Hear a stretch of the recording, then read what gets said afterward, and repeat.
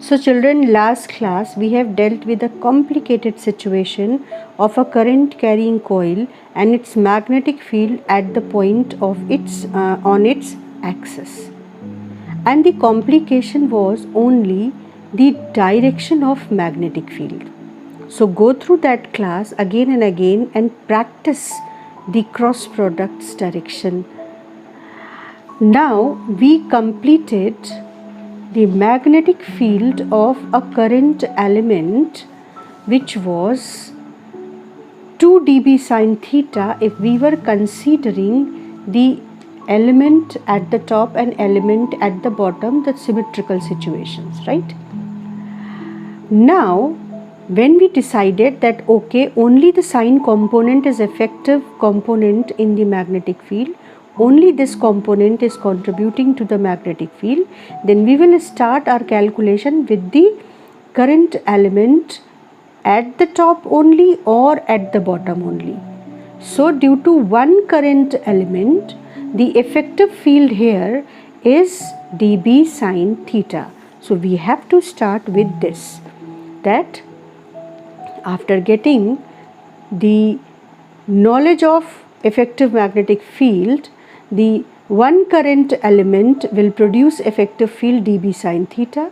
So the whole coil will produce current magnetic field. Just check it out here. Mu naught I 4 pi dl upon r square plus x square and the value of sin theta. Just check it out, beta. What is dB? dB is mu naught I upon 4 pi dl upon r square. And what is sin theta here? Sin theta is perpendicular, which is r upon hypotenuse. And what is r? R is under root this side square plus this side square. So here is the complete expression of magnetic field due to current element dl.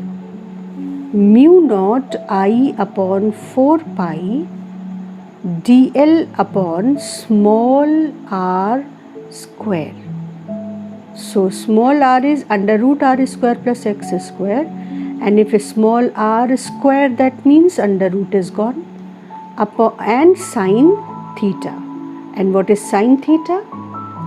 Sin theta is perpendicular upon hypotenuse. Perpendicular upon hypotenuse. Now simplify it.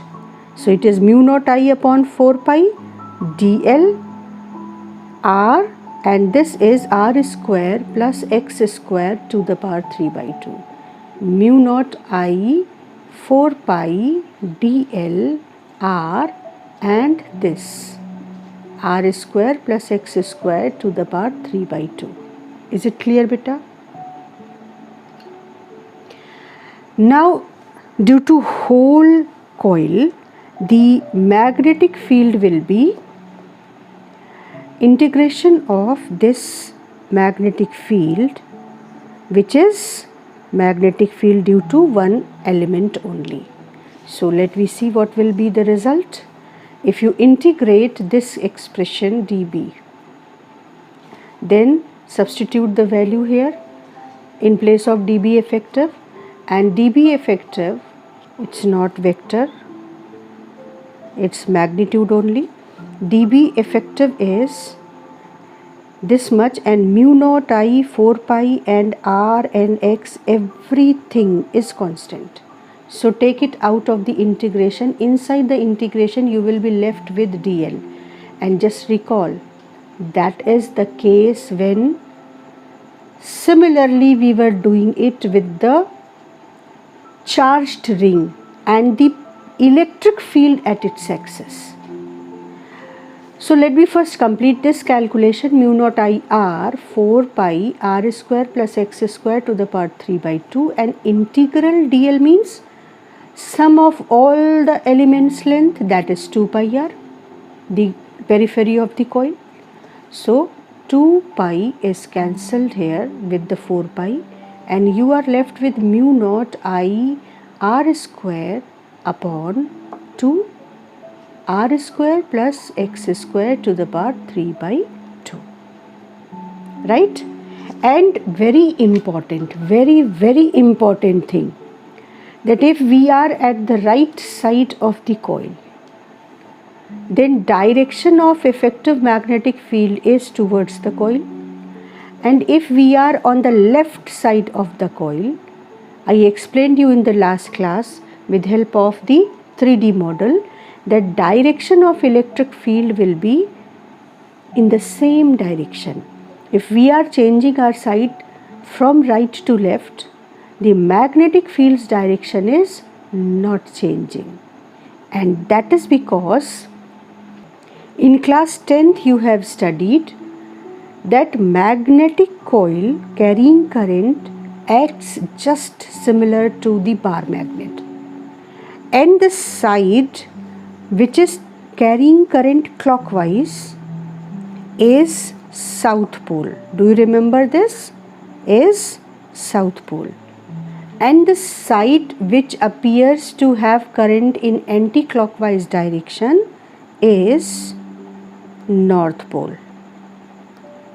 And we know that in the bar magnet also we are having south pole and north pole. So a current carrying coil is similar to the bar magnet. The current will decide which side is having which pole. So for example, here this is the south pole, and the magnetic field enters into the south pole, and if it is like this, then see, this is north pole. If it is like this, then it is north pole. So magnetic field moves out of the north pole, and magnetic field gets into the south pole. So for the observer at this end, this is south pole. For the observer at this end, this is north pole. Is this concept completely clear? Just go through the lesson again and again if you are having any doubt, and you can ask me in the comment section also. So finally we are landed up on this expression mu naught I r square upon 2 r square plus x square to the power 3 by 2, where this is actually r, small r to the power 3 by 2. Clear? Now let me see the analysis of this